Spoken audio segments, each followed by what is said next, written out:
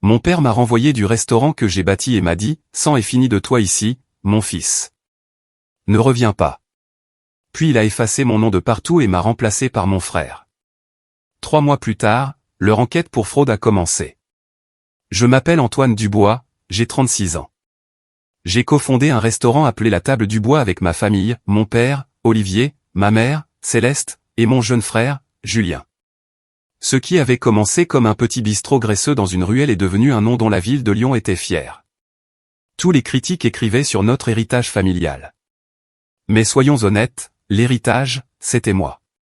Olivier s'occupait de se vanter, Céleste de l'image, et Julien des factures de carte de crédit. Je m'occupais de tout le reste. Ce vendredi soir-là, l'endroit était un chaos, dans le bon sens du terme.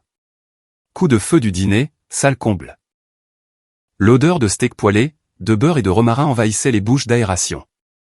La cuisine brillait dans ce flou parfait du mouvement. Les serveurs fusaient, les bons s'imprimaient, les poêles claquaient sur les feux. J'étais aux passes, annonçant les commandes, d'une voix stable et précise.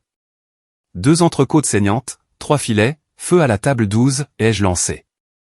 Les cuisiniers ont répondu en écho, synchronisés. C'était notre rythme, mon rythme. C'était le monde que j'avais construit. Puis l'imprimante a bon à bourrer. Pas grave. J'ai passé ma carte magnétique pour réinitialiser le système. Le lecteur a clignoté en rouge. J'ai réessayé. Rouge à nouveau. Puis l'écran s'est figé. Accès refusé. Un silence étrange s'est répandu dans la cuisine. Mon sous-chef m'a lancé un regard perplexe. Bloqué, chef? J'ai ouvert l'application de gestion sur mon téléphone. Même message. Mon identifiant n'existait plus. Registre de paie vide. Inventaire disparu. Mon nom n'était même plus listé sur le tableau de bord du personnel. C'était comme si j'avais été effacé en temps réel. La porte de la cuisine s'est ouverte et il était là. Julien, nouveau costume, cheveux gominés, une fausse assurance suintant de lui comme une eau de colonne bas de gamme. Il s'est appuyé contre le cadre de la porte avec ce sourire narquois que j'avais vu trop souvent en grandissant. « Papa dit que tu prends une pause », a-t-il dit assez fort pour que toute la brigade entende. Indéfini. Pendant une seconde, j'ai cru que c'était une blague. « C'est mignon », ai-je dit, continuant de naviguer sur mon téléphone. « Dis à papa que je prendrai une pause quand la paix arrêtera de crier à l'aide. » Il n'a pas ri. Il ne plaisantait pas. La pièce est devenue silencieuse. Plus de cliquetis de métal, plus de bavardage, juste le bourdonnement des aérations. J'ai vérifié à nouveau. Tout était effacé. Même mon accès email avait disparu. Julien a croisé les bras. Tu devrais y aller, frérot. Papa a dit pas de drame. Le mot frérot m'a heurté. Il l'a dit comme si j'étais un étranger. Je me suis approché. Assez près pour que sa fausse assurance vacille. Dis-lui que je pars, ai-je dit, pas que je fuis. J'ai laissé tomber mon tablier sur le comptoir, jeté mon torchon à côté, et je suis sorti directement par la porte de derrière. Personne n'a dit un mot. Le son des poêles grésillantes m'a suivi jusqu'à ce que la porte se referme. Dehors, l'air nocturne m'a frappé comme de la glace. La ruelle sentait la graisse et les agrumes. Je me suis appuyé contre le mur de briques et j'ai levé les yeux vers les fenêtres. À travers la vitre, je pouvais encore voir ma cuisine, mon équipe, utilisant mon système, dressant mes plats. Mon téléphone a vibré. Un message vocal d'Olivier. J'ai appuyé sur lecture. C'est fini pour toi ici, mon fils. Ne reviens pas. Ne fais pas de scène. C'était tout. Calme, répété, presque poli, comme s'il licenciait un employé qu'il n'avait jamais rencontré. Aucune explication. Aucun merci. Juste les affaires. J'ai fixé le téléphone une longue seconde, le bourdonnement de la ville dans mes oreilles.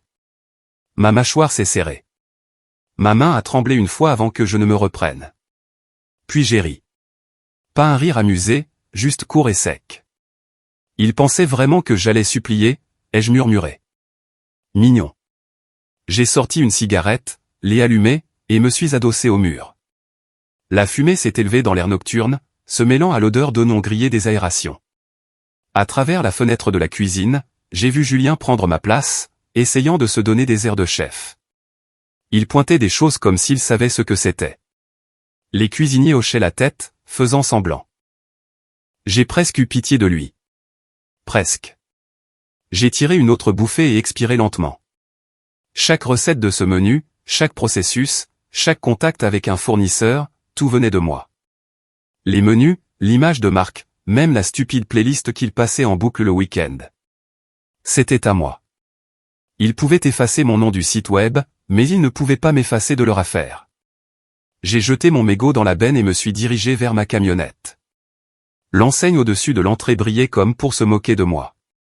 La table du bois. Une tradition familiale. Ouais, quelle tradition. Ma camionnette était la même que le premier jour où nous avions ouvert. Les bosses, l'odeur de sauce renversée, la pile de vieilles factures sur le siège passager. Je suis monté, j'ai tourné la clé, et le moteur a grondé. Pendant une seconde, je suis resté assis là, regardant à travers le pare-brise. Les fenêtres avant du restaurant brillaient d'un éclat doré. Les clients riaient. Les verres de vin s'entrechoquaient. Personne à l'intérieur ne savait que le chef qu'ils acclamaient venait d'être effacé.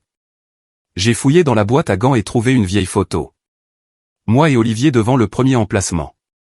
J'avais 25 ans, en sueur, fier, et assez stupide pour croire au mot famille. Je l'ai regardé, et souri d'un air narquois, et l'ai remise à l'intérieur. Mon téléphone a de nouveau vibré. Julien, par texto cette fois. Ne rends pas les choses plus difficiles qu'elles ne le sont. Papa dit qu'on parlera plus tard. J'ai répondu un seul mot. Bien sûr. Puis j'ai mis la conversation en sourdine et bloqué son contact. J'ai passé la première. La musique s'est mise en marche. Du bon vieux rock. Assez fort pour couvrir le bruit dans ma tête. En m'éloignant, j'ai jeté un dernier regard à cette enseigne lumineuse. Le nom de famille paraissait plus petit de loin. Félicitations, papa, ai-je dit. Tu viens de virer le seul type qui empêchait ton empire de brûler. Le feu est passé au vert. J'ai accéléré et n'ai pas regardé en arrière. C'est la nuit où ils ont cru m'avoir éliminé. Ils ne savaient pas qu'ils venaient de déclencher une guerre qu'ils ne pouvaient pas gagner. Je ne me suis pas morfondu. Je ne me suis pas souléniné et commencé à envoyer des textos d'excuses. Quand on grandit avec des gens comme ma famille, le silence est la seule tactique qui les fait transpirer. Il était plus de minuit. Mon appartement ressemblait à un champ de bataille. Des restes de plats à emporter et des reçus éparpillés sur le comptoir. Je me suis connecté aux anciens systèmes que j'avais créés à l'époque où la table du bois nous appartenait encore. Ils avaient changé les mots de passe, mais j'avais bâti l'infrastructure. Je connaissais chaque porte dérobée, chaque lien fournisseur, chaque clé API. Il m'a fallu 5 minutes pour me glisser à l'intérieur via un compte de test oublié. L'écran s'est rempli de données, de fiches de paie, de rapports d'inventaire, de bons de commande. Au début, tout semblait normal. Puis j'ai vu mon nom. Responsable d'inspection, Antoine Dubois. Horodatage 20h17. Il y a 2 semaines. Le problème, c'est que j'étais au pass jusqu'à la fermeture. Les inspecteurs ne font pas d'inspection complète en plein coup de feu. Et je n'ai certainement pas signé ça. J'ai ouvert le fichier. Un faux rapport d'inspection sanitaire avec ma signature. Il m'accusait de manquer à des étapes de sécurité. Moisissure dans le garde-manger sec. Violation de température. Il préparait le terrain pour une histoire. Le chef pète les plombs. Ruine sa réputation. La famille forcée de l'écarter. J'ai cherché plus loin et trouvé des factures, identiques, facturées 2 fois sous 2 sociétés différentes. L'une était la table Dubois SARL. L'autre, Dubois et Fils Traiteur. Je ne la reconnaissais pas. J'ai vérifié le numéro fiscal, c'était le mien. Il gérait des activités parallèles sous mon identité, sortant de l'argent des comptes depuis des mois. Chaque centime me retomberait dessus si ça tournait mal. Bien joué. Exécution stupide.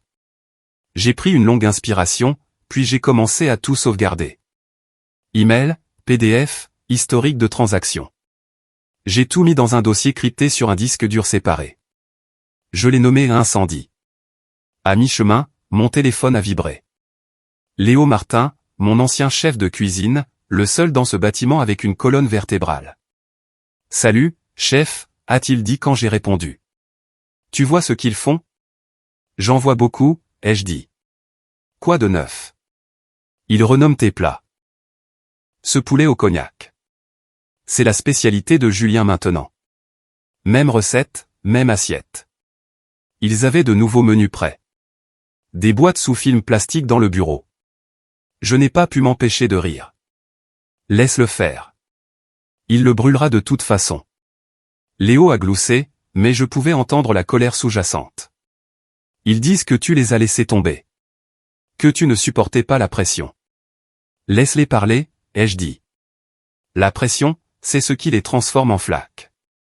J'ai raccroché, sauvegardé le dernier lot de fichiers, et fait 2 copies du disque dur. Puis je l'ai entendu, la poignée de ma porte d'entrée qui cliquetait. Un clic court et sec. Quelqu'un la testait. Je me suis figé, attendant. Le bruit a cessé. J'ai attrapé le petit couteau de cuisine sur le comptoir et me suis approché silencieusement de la porte. J'ai regardé par le Judas. Rien que le couloir sombre. J'ai attendu une autre minute avant de déverrouiller la porte. Le couloir était vide. Mais en rentrant, quelque chose n'allait pas. Le câble de mon disque dur externe pendait, débranché du port. Ce n'était pas moi. Une copie rapide de la sauvegarde et ils étaient en train de la fouiller au bureau. J'ai visionné les enregistrements de sécurité de mon immeuble sur mon téléphone. La caméra du hall a filmé une voiture à l'arrêt près du trottoir, la voiture du directeur de nuit du restaurant. Il est resté là 20 minutes, puis est parti. C'est donc comme ça qu'on jouait. Je n'ai pas pris la peine d'appeler la police. Ils auraient fait un rapport, puis appelé Olivier pour vérifier le malentendu. À la place, je me suis mis au travail. J'ai créé 2 fichiers lors sur le disque de sauvegarde, P2022.xlsx et rapport-audit-fiscal.pdf. J'ai glissé une image invisible de 1 par 1 pixel dans chacun pour qu'ils alertent mon serveur quand quelqu'un les ouvrirait. S'ils voulaient fouiller dans mes affaires, je les laisserais faire. Je serais juste en train de regarder. 1 heure plus tard, l'appartement était de nouveau calme. L'odeur de plat à emporter était devenue rance, et la lueur de l'écran baignait la pièce d'une lumière froide. Je suis resté assis là à regarder le moniteur, attendant un mouvement. Et puis c'est arrivé. Un point sur l'écran. Un des fichiers piégés ouverts depuis une adresse IP qui menait directement au bureau du restaurant. Ils ont mordu à l'hameçon. J'ai fixé cette icône clignotante pendant un moment, les coins de ma bouche s'étirant en un mélange de sourire et de rictus. Bien essayé, ai-je dit doucement. Ils pensaient me saboter. Ils n'avaient aucune idée qu'ils venaient de me donner une preuve. Je me suis adossé à ma chaise, les yeux sur l'écran, laissant la colère se transformer en concentration. Ce n'était plus de la rage. C'était de la précision. Le genre de chaleur qui cuit uniformément. C'est là que j'ai su qu'il ne s'agissait plus de vengeance.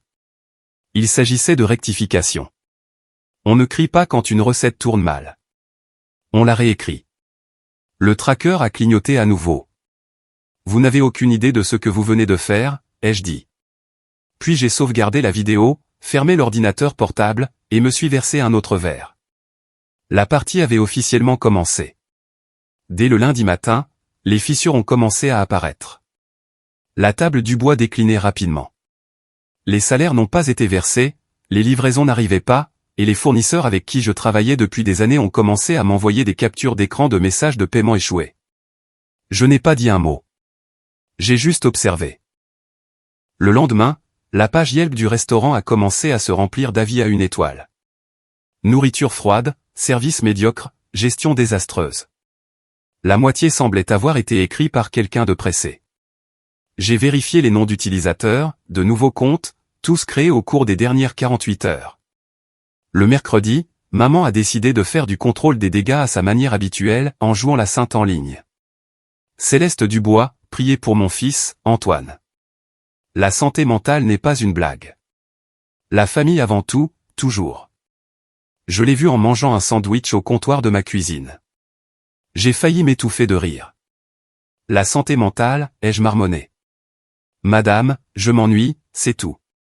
J'ai pris une photo de sa publication, l'ai envoyée à Léo avec la légende, elle écrit déjà ma nécrologie. Il a répondu par un emoji qui pleure de rire, suivi de, tu les as vraiment brisés. 1 heure plus tard, mon téléphone a de nouveau vibré. Numéro inconnu.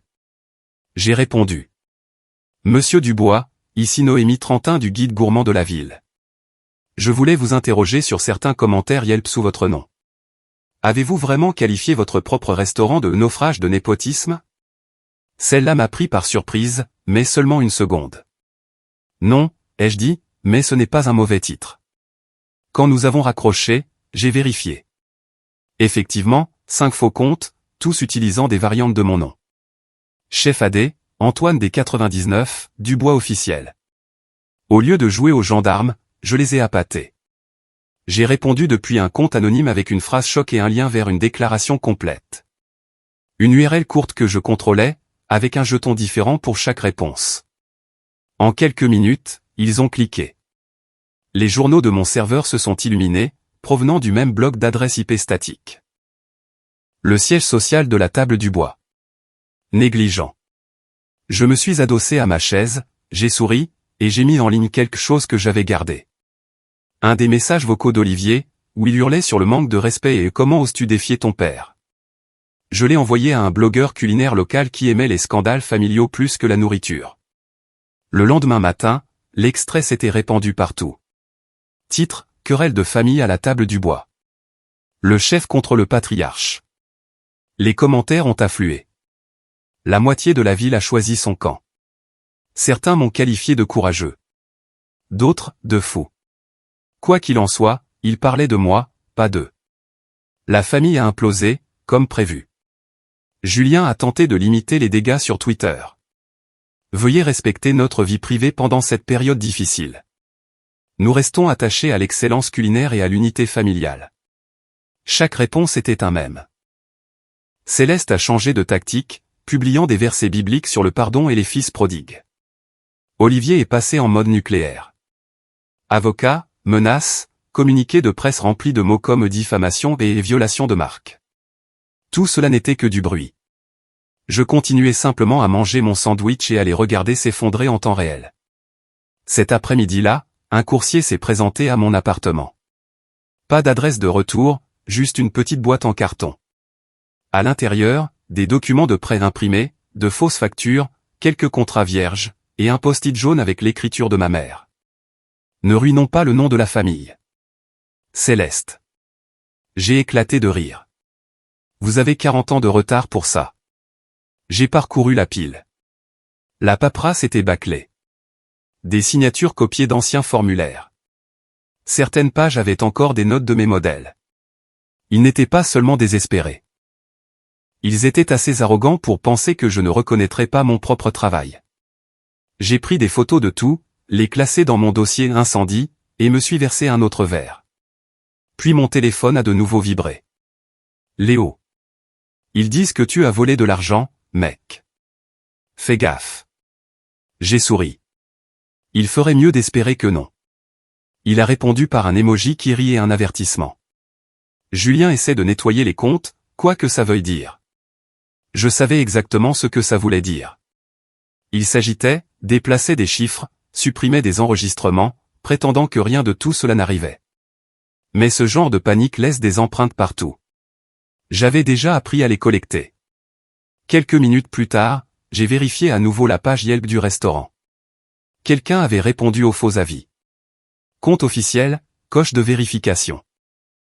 La réponse disait « Nous sommes désolés que notre ancien partenaire ait un comportement déplacé en public. Nous lui souhaitons un bon rétablissement. » Rétablissement? Mignon. J'en ai fait une capture d'écran et l'ai envoyée au même blogueur. Le soir, les réponses étaient brutales. Il le manipule en direct. Imaginez virer votre propre chef et le traiter de fou. La crise de com' de l'année. La table du bois était passée de la haute gastronomie à un chapiteau de cirque en moins d'une semaine. Et moi, je suis resté silencieux. Je n'ai pas tweeté, pas publié, pas même corrigé les histoires. Le silence est le meilleur assaisonnement. Il suffit de le laisser mariner jusqu'à ce qu'il n'en puisse plus. Vers minuit, j'ai ouvert mon ordinateur une dernière fois. Les chiffres des fournisseurs de livraison étaient pires. 2 des principaux fournisseurs avaient suspendu les comptes pour non-paiement. Sans eux, la moitié du menu était morte. L'empire culinaire d'Olivier commençait à mourir de faim. J'ai dézoomé sur mon tableau de bord de suivi. Les fichiers piégés que j'avais plantés avaient de nouveau alerté. Quelqu'un dans leur bureau avait ouvert un autre des fichiers leurs. Bien. Ils dansaient toujours sur mon rythme. Je me suis adossé, les lumières de la ville vacillant à travers les stores. Ils voulaient jouer les victimes. D'accord, mais on ne peut pas jouer les martyrs quand les reçus sont horodatés. Mon téléphone a vibré une dernière fois cette nuit-là. Numéro inconnu à nouveau. J'ai décroché sans parler. De la friture. Puis la voix d'Olivier, basse et furieuse. Tu te crois malin? Tu crois que tu peux humilier cette famille? Je n'ai pas raccroché. Je l'ai juste laissé parler jusqu'à ce qu'il soit à bout de souffle. Puis j'ai dit, non, papa. Je ne crois pas que je peux. Je sais que je l'ai fait.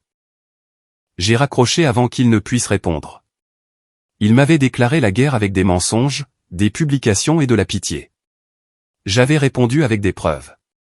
Et le meilleur, c'est que la nuit n'était même pas encore terminée. Et la boîte que ma mère avait envoyée n'était pas un signe de paix. C'était de la panique. Tout ce qu'elle contenait criait au désespoir. J'ai étalé les papiers sur la table de ma cuisine et commencé à lire ligne par ligne. Puis j'ai trouvé quelque chose qui m'a noué l'estomac. Un prêt de secours gouvernemental contracté au nom de la table du bois, co-signé par moi. La signature numérique était identique à la mienne, mais l'adresse indiquée n'était pas celle de notre restaurant principal. C'était quelque part dans le quartier de Vèze. J'ai vérifié. Un terrain industriel avec une enseigne Dubois et Fils traiteur, une cuisine fantôme. Ils avaient ouvert une autre société sous mon identité. J'ai cliqué sur la base de données du registre du commerce, croisant les numéros fiscaux. Chaque piste ramenait à mon numéro de sécurité sociale. Ils avaient bâti toute une opération parallèle sur mon nom, volant de l'argent fédéral et me laissant comme responsable si jamais ça explosait. Je n'ai pas hésité. J'ai écrit un email à Olivier. Pas de fioriture, pas de salutation. 24 heures pour rectifier vos papiers avant que je ne rende tout public. J'ai cliqué sur envoyer. 3 minutes plus tard, la réponse est arrivée. Tu crois pouvoir me menacer? Tu ne serais rien sans moi. J'ai souri narquoisement et j'ai répondu. Alors il est temps de tester cette théorie. J'ai fermé l'ordinateur, pris mes clés, et suis allé en ville. Alain Huet, le comptable de la famille, était avec nous depuis des années. Le genre de type qui repassait ses cravates et sursautait quand les téléphones sonnaient trop fort. Je l'ai trouvé dans son bureau, manches retroussées, les yeux rouges comme s'il n'avait pas dormi depuis des jours. Antoine, dit-il, mi-chuchotement, mi-soupir. Tu ne devrais pas être ici. Détends-toi, ai-je dit en m'asseyant en face de lui. Tu n'es pas encore au tribunal. Il s'est frotté les tempes. Ils ont utilisé ton nom pour tout. Contrat, permis, même les dossiers de franchise. Tu es lié à des choses dont tu n'as pas connaissance. Je m'en doutais, ai-je dit. C'est pour ça que je suis là. Alain a dégluti. Tu dois te protéger. C'est ce que je fais, lui ai-je dit. Tu ne le sais juste pas encore. Il a cligné des yeux comme s'il ne comprenait pas, puis a baissé la tête, honteux. Je me suis levé, j'ai boutonné ma veste, et je l'ai laissé à la culpabilité qu'il venait de découvrir. À mi-chemin de ma camionnette, mon téléphone a vibré. Julien. Tu vas regretter ça. Papa est sérieux cette fois. J'ai répondu sans m'arrêter. Dis-lui que ce n'est pas moi qui devrais avoir peur. J'ai rangé le téléphone et continué à marcher. Quand je suis rentré, je sentais la tension monter en moi. Pas de la peur, de la pression, comme la chaleur avant un orage. Je me suis versé un verre, j'ai ouvert mon ordinateur, et j'ai commencé à préparer mon prochain coup.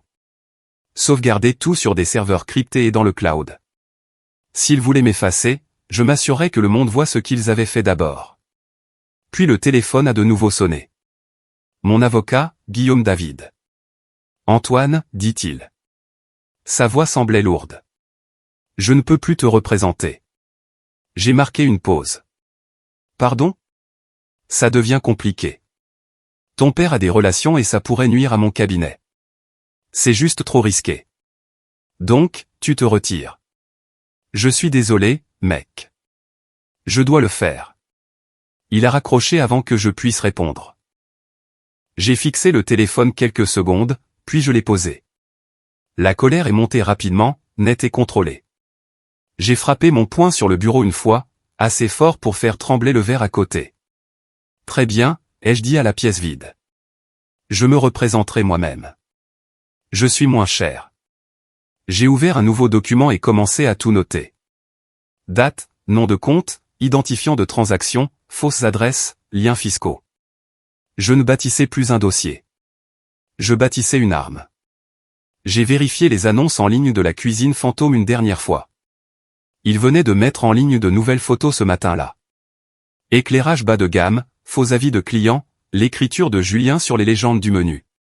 Ils étaient assez audacieux pour faire de la publicité en utilisant mes recettes sous mon nom tout en prétendant que je n'existais pas. J'ai fait des captures d'écran de tout, nommé le dossier fraude, et les ajouté au disque de sauvegarde. En me penchant en arrière sur ma chaise, j'ai aperçu mon reflet dans la fenêtre sombre. Je n'avais plus l'air en colère. J'avais l'air concentré. Le même regard que j'avais quand j'ai bâti la table du bois à partir de rien. Ils avaient oublié cette facette de moi. Celle qui ne bluffe pas.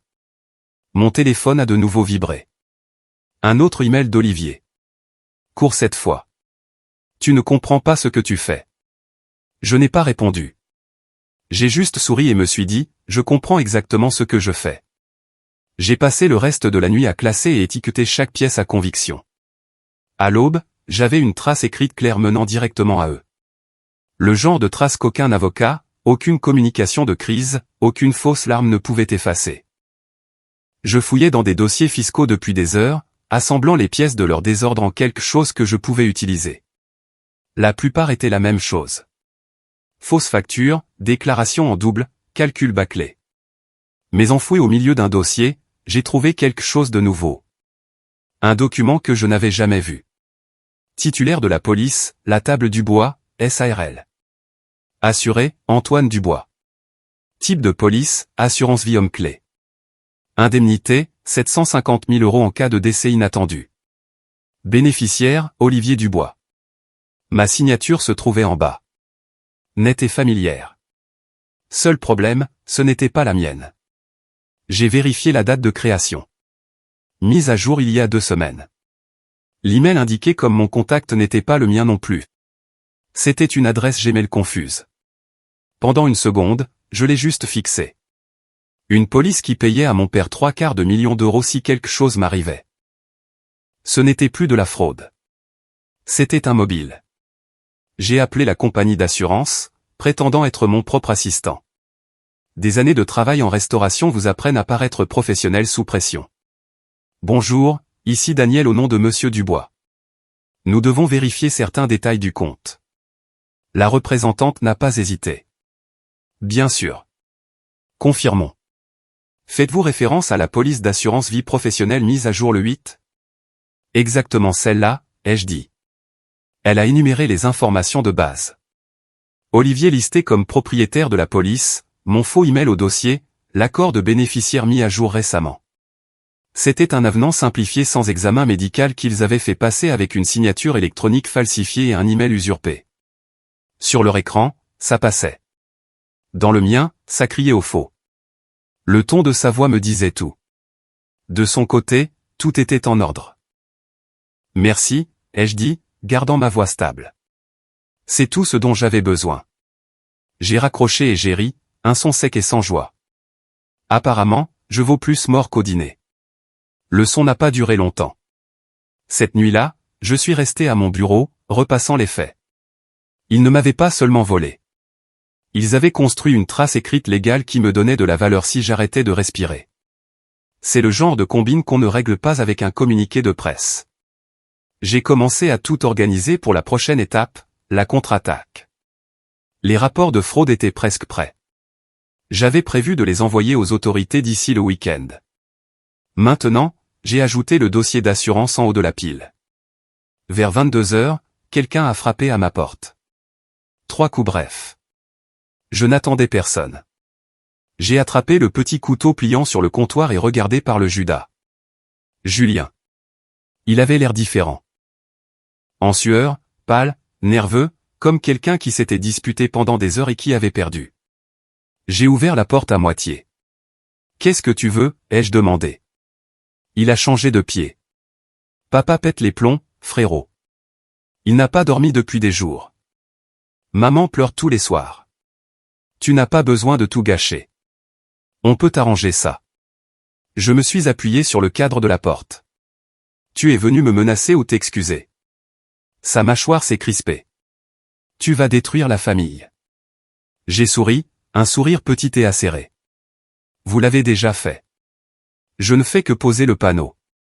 Le visage de Julien s'est tordu. Il a essayé de dire autre chose, mais s'est arrêté. Il m'a regardé comme s'il ne reconnaissait pas qui j'étais devenu. La vérité, c'est que j'avais juste arrêté de faire semblant. Il a reculé. « Tu penses que ça fait de toi le gentil ? » « Non, » ai-je dit. « Ça fait juste de moi celui qui est encore debout. » Il s'est retourné et a descendu le couloir en trombe. L'écho de ses pas s'est estompé rapidement. J'ai fermé la porte, les verrouillé et me suis marmonné, on ne peut pas réparer de la viande pourrie. Pendant un moment, je suis resté là, à fixer les documents sur mon bureau. La police d'assurance était au-dessus, ma fausse signature me narguant. J'ai pris une profonde inspiration et je me suis remis au travail. Chaque fichier, chaque formulaire falsifié, chaque email que j'avais sauvegardé est devenu une arme dans le bon ordre. J'ai configuré mes sauvegardes dans le cloud, crypté le disque de stockage, les dupliqué hors site, et créé un dossier intitulé « Fraude plus assurance ». Chaque étape était méthodique, calme, délibérée. J'avais bâti une entreprise une fois. Maintenant, je bâtissais son autopsie. Vers minuit, mon appartement était silencieux, à l'exception du bourdonnement du réfrigérateur et des craquements occasionnels du couloir. Je me suis levé pour me verser un verre, mais quelque chose à l'extérieur a attiré mon attention. À travers les stores, j'ai vu des phares. Une voiture garée de l'autre côté de la rue, moteur en marche. Au début, j'ai pensé que c'était un voisin. Mais 20 minutes ont passé, puis 40. La voiture n'a pas bougé. J'ai éteint les lumières et observé depuis l'ombre. Je ne pouvais pas voir le conducteur, juste la faible lueur d'un téléphone à l'intérieur. Était-ce de la surveillance, de la paranoïa, de la culpabilité? Je ne pouvais pas le dire. Mais après tout ce que j'avais trouvé, je n'excluais rien. Finalement, j'ai attrapé mon téléphone et pris une photo à travers les stores. Le flash ne s'est pas déclenché, mais une seconde plus tard, les phares de la voiture se sont allumés. Puis elle s'est éloignée lentement, disparaissant au coin de la rue. J'ai attendu encore 5 minutes avant de rallumer les lumières. Mon pouls est resté stable. Ils voulaient que j'aie peur. Je ne leur donnerai pas cette satisfaction. Je suis retourné à mon bureau, j'ai ouvert un nouveau fichier de notes et j'ai tapé 3 lignes. Police trouvée. Falsifié. Bénéficiaire, Olivier. Julien est venu m'avertir. Une voiture à l'arrêt dehors. Pas de plaque avant visible de mon angle. Je l'ai sauvegardé dans mon dossier crypté, les horodaté, et j'ai fermé l'ordinateur. Il était plus de 2 heures du matin. La ville dehors était silencieuse, mais mon esprit tournait à plein régime. Je me suis adossé à ma chaise, les yeux au plafond. Ils avaient fait une erreur de trop. On peut cacher un vol. On peut falsifier des signatures, mais on ne peut pas falsifier l'intention. Pas quand la paperasse dit littéralement, s'il décède de manière inattendue. Quand j'ai finalement bougé, ce n'était pas par colère. C'était une question de timing. Chaque mouvement jusqu'à ce point avait été défensif. Ceci était l'offensive. J'ai passé la matinée à mon bureau. Café dans une main, dossier dans l'autre. Chaque pièce à conviction, chaque signature falsifiée, fausse facture, rapport d'inspection, et prêt falsifié étalé dans un seul dossier de soumission hermétique. Je les ai déposés auprès du fisc, la DGFiP, de l'Agence d'aide aux entreprises, et de la Brigade financière. 3 agences, 3 copies. Les emails de confirmation sont arrivés en quelques minutes. Pas de retour en arrière possible. 48 heures plus tard, le point de blocage a frappé là où il frappe toujours, les flux d'argent. Le prêteur a signalé les anomalies du prêt de secours. La banque a gelé le compte d'exploitation. Le processeur de paiement par carte a activé l'alerte au risque après un pic de rétrofacturation. Les fournisseurs ont vu les blocages et sont passés au paiement comptant à la livraison. Les agences ont envoyé des numéros de dossier. Les finances ont fait l'étranglement.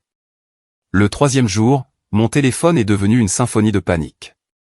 Céleste a été la première, la voix douce, tremblante, répétée. Antoine, s'il te plaît, mon chéri. On peut arranger ça. Parle-nous, c'est tout.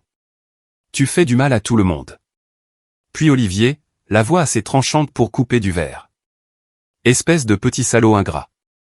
Tu détruis ce que j'ai bâti. Puis Julien, la marionnette des relations publiques de la famille. Tu vas le regretter, mec. Je te poursuivrai moi-même s'il le faut. Je n'ai répondu à aucun d'eux. Je suis juste resté assis près de la fenêtre, sirotant mon café pendant que le soleil se levait, observant la rue en bas. La liberté ne faisait pas de bruit, mais elle avait un goût. Calme et pur. Cet après-midi-là, Olivier m'a envoyé un texto lui-même. Dîner ce soir, d'homme à homme. J'ai accepté. Pas pour la paix, pour la clôture. Le restaurant qu'il a choisi n'était pas le nôtre, mais il essayait de l'être. Une copie de la table du bois, jusqu'à la mise en page du menu. Quand je suis entré, il était déjà assis là, veste enlevée, manches retroussées, les yeux rouges. Il n'a pas attendu les politesses. Tu as humilié cette famille, a-t-il commencé. Tout ce que nous avons construit, tout ce que j'ai sacrifié, tu l'as jeté pour ton ego. Je l'ai laissé parler. Il aimait s'entendre plus qu'il n'aimait l'entreprise. Il a fulminé sur la loyauté, le sang, le devoir, comment j'avais été empoisonné par le ressentiment. J'ai laissé chaque mot me glisser dessus pendant que je remuais ma boisson. Quand il a finalement fait une pause pour respirer, j'ai dit, calme et stable, tu as passé ta vie à m'apprendre le contrôle, papa. Tu as juste oublié que je l'ai mieux appris que toi. Je me suis levé, j'ai laissé un billet de 50 € sur la table pour ma boisson, et j'ai commencé à sortir. Tu le regretteras, a-t-il crié derrière moi. Je ne me suis même pas retourné. Déjà pas, je n'avais pas réalisé jusqu'alors que le poids que je portais était principalement leur bruit. Le lendemain matin, mon téléphone a vibré avec un numéro inconnu. C'était Alain Huet, le comptable. Sa voix était basse, tremblante. Je ne peux plus faire ça, a-t-il dit. Quelques minutes plus tard, un email est arrivé. L'objet était, pour votre protection. En pièce jointe, un lien de transfert de fichiers. À l'intérieur du dossier, un seul document intitulé Registre du bois 2013-2023. 10 ans de comptabilité cachée, de comptes parallèles, de revenus non déclarés. Tous les secrets qu'ils avaient enterrés, tous bien organisés. Fin de la partie. J'ai passé la journée à l'examiner. Chaque chiffre correspondait aux preuves que j'avais déjà envoyées. C'était la pièce manquante. Leur preuve irréfutable enrobée dans la culpabilité de leur comptable. Cette nuit-là, j'ai ressorti les statuts originaux de la SARL. Enfouie dans le contrat original se trouvait ma clause, celle qu'ils n'avaient jamais pris la peine de modifier. Elle stipulait que tout associé reconnu coupable de faute financière perdait ses droits de propriété sur les actifs de la société, y compris la propriété intellectuelle, les recettes, l'image de marque, le nom. Tout m'appartenait. Le vendredi, j'ai déposé une demande de référé en vertu de l'ancien accord d'exploitation. Le lundi matin, un juge a signé une ordonnance provisoire me donnant le contrôle du nom, des comptes et des registres, en attendant l'audience sur la faute de gestion. Pas une victoire finale, mais une ordonnance avec du poids. L'ironie ne m'a pas échappé. Je ne voulais même plus du restaurant. Je voulais juste qu'ils le perdent. Quand la nouvelle est tombée, elle s'est répandue rapidement. Les chaînes locales ont couvert l'histoire. L'empire familial de la restauration gelé au milieu d'une enquête pour fraude fédérale. Les journalistes campaient devant le restaurant. Les caméras crépitaient.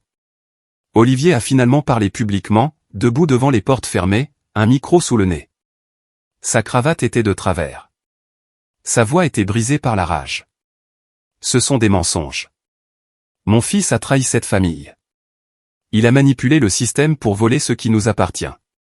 Le présentateur avait l'air mi-amusé, mi-gêné. Le clip a fait le tour des réseaux sociaux en quelques heures. Je l'ai vu à la télé plus tard dans la nuit en me servant un verre. Il était là, mon père, transpirant sous les lumières, agitant les mains, criant dans une caméra à propos de la trahison.